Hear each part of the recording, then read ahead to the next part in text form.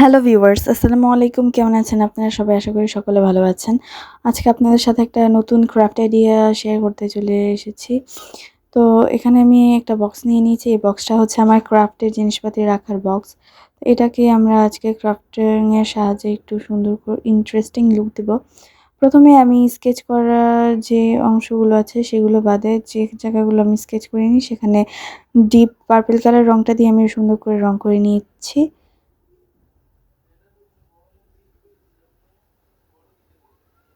এখন আমি এখানে দাবা ছকের মতো করে সুন্দর করে ডিপ পার্পল কালারটা দিয়ে কালার করে নিয়েছি।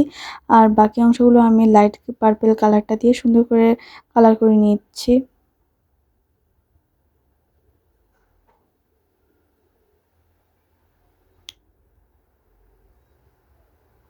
সবগুলো রঙের উপর আবার আমি একটা রঙের কোডিং করে নেওয়ার পরে এখানে লাইট পার্পল কালার যে ছকগুলো আছে সেখানে আমি ডার্ক পার্পল কালার দিয়ে সুন্দর করে লাভ শেপের রং করে নিয়েছি।